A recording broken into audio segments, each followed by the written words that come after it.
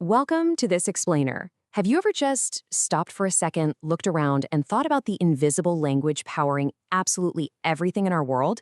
Today, we're going to demystify the foundational concepts of electrical engineering. We'll set a nice, calm, curious pace here as we break down the blueprint of the grid, literally starting from microscopic particles and working our way all the way up to the absolute physical laws that govern every single device you touch. Let's actually kick things off with a pretty powerful quote from our source text. It says, "There is almost no competitor to electric energy in these fields." Just think about the sheer magnitude of that for a second. Whether we're talking about transferring immense amounts of physical energy across entire continents, like powering huge cities without having to physically haul tons of coal, or processing crazy intricate data in tiny microchips, electricity really reigns supreme. It's the absolute undisputed champion of moving both power and information all over the globe. So here's our roadmap for today. We'll start with the magic of electricity, then move to charge, current, and voltage. Third, we'll look at network elements, followed by ideal versus practical circuits. And finally, we'll wrap up with the laws governing circuits. All right, part one, the magic of electricity, the ultimate energy transfer. So what makes electricity so incredibly efficient compared to other forms of energy? While our source material highlights this really fascinating phenomenon, electric and magnetic fields actually exist simultaneously whenever you have moving charges. You literally can't have one in motion without the other. The electric field is caused just by the presence of the charge itself, while the magnetic field happens because that charge is moving. Working together in total harmony, these fields become the ultimate vehicle for transporting energy over tremendous distances. Moving on to part two, charge, current, and voltage, the invisible particles. To really get a grip on how the grid works, we have to pop the hood and look at the basic players on the field. Let's start at the very bottom with charge. Charge is the fundamental characteristic property of particles. We're talking about protons, which naturally have a positive charge, and electrons, which carry a negative charge. This is the absolute basic building block of how matter interacts electrically. And to actually measure this, scientists use a standard unit called the coulomb. Now, what happens when those charged particles actually start moving together in a specific direction?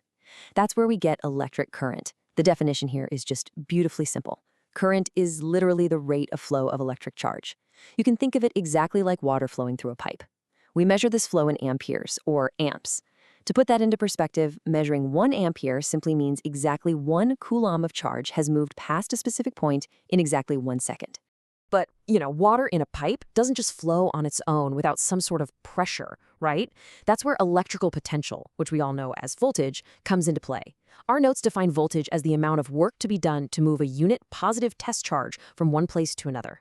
So the key takeaway here is that voltage is essentially that invisible push, or the pressure, required to actually move that charge through the network. And we measure this vital pushing force in volts. Okay, part three, network elements, the pieces on the board.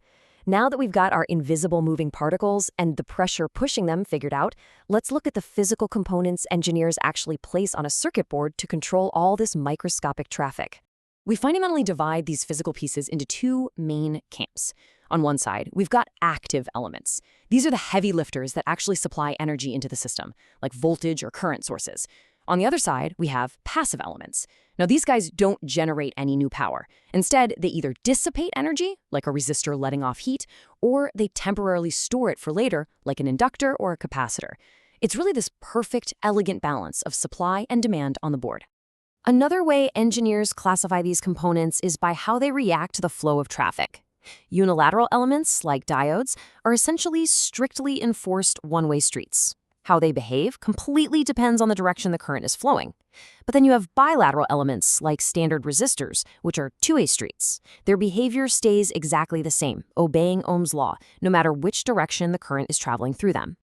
Which brings us to part four, ideal versus practical, math perfection versus physical reality. This is where the clean, elegant math of engineering theory inevitably bumps into the somewhat messy limitations of the real world.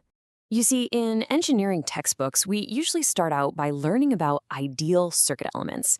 As the source notes define it, an ideal circuit element is really just a mathematical concept. It has a perfectly linear behavior where voltage and current are related by a strict, unchanging constant of proportionality. It behaves flawlessly with absolutely zero real-world energy loss, no interference, no weird temperature fluctuations. It's essentially a theoretical sandbox that makes learning the complex calculus possible in the first place.